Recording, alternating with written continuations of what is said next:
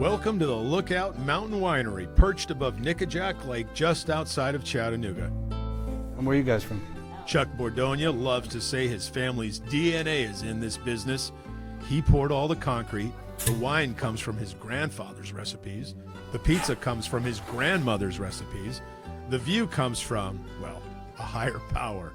This is about as family a business as you get. It is. Which leads us to the day the Tennessee Alcohol and Beverage Commission sent in an agent and a minor on a sting operation to try to get Lookout Mountain Winery to sell alcohol to a minor. We're about to show you exactly what happened that day. And you're wondering, well, how do you know? Well, a lot of times in a court case, you have two versions of a story, right? You have the ABC's version of what happened. You have the Bordonia's version of what happened. Not in this case. Both sides agreed in court that this, what you're about to see, is exactly what happened that day. So you can see and judge it for yourself. An ABC agent walks in and asks about red wine. A teenager is standing behind her. He never speaks. And I told her total, how much it was, and she agreed to it. So I went over to the bookcase to grab the bottle, which is right here. That's our Italian trio.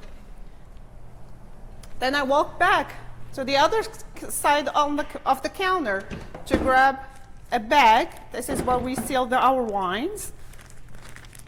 I put it in the bag for her. Then I went back to my register to get her tickets.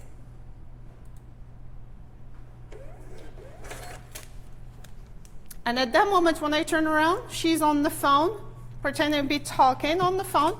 So I put the wine and her receipt toward her. And at that moment, I found $40 sitting on the counter. I grabbed the money, went back to my register, and grabbed a 50 cents that's supposed to be her change. I turned around. The young man overreached, so I put the 50 cents on his hand. In the meantime, the phone rang, so I turned my back to answer the phone.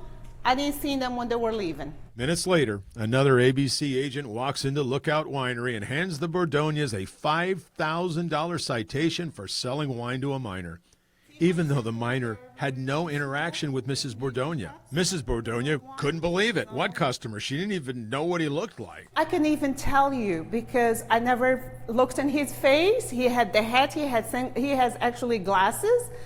And we never talked, so I didn't even have to look at him. It was a conversation between me and her. Co-owner and husband Chuck Bordonia. Meanwhile, no conversation. Kid never drank it, never asked for the booze, which is what the state statute says it has to happen. The Bordonias were so mad about the citation, they told the agent, "We're taking you to court." So then he has the sheer audacity to say, they don't understand why I'm mad. Is it because I'm Italian? My grandfather was born in 1894, fought in World War I. I thought this prejudice went out way back then. I was brought up by people that you don't let anybody push you around, and you don't let an entity push you around. The Bordonias not only took the ABC to court, they won. The judge called it a ruse, quote, designed to trick, mislead, encourage, or confuse the employee.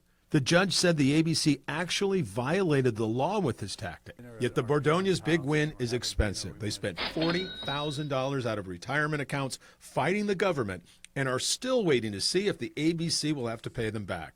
Money, time, stress, your daily life, and you build up this business every day, hard work. And for somebody to come in and for like less than 5 minutes writing a report against you and destroying your life, that's not fair. So what does the ABC have to say about what happened? Well, they're not defending it. ABC Communications Director Aaron Rummage wrote, quote, "This incident did not reflect our usual practices or high standards of enforcement. We remain dedicated to fair and impartial enforcement and will use this experience to provide additional training, reinforcing our commitment to upholding the highest level of professionalism in every case we handle," unquote. Not enough, says the Bordonia family. Not even close. This is insane. These people don't need to be trained. They need fired. And they need fired all the way up to whoever makes that decision to allow this money to just keep pouring in and making sure this extortion keeps going. It's a game, and it's a bad game. How many times has this happened? We don't know, but we sure want to find out, and we are not finished with this story, I promise. I'm Dennis Ferrier, Fox 17 News, your Code Red station.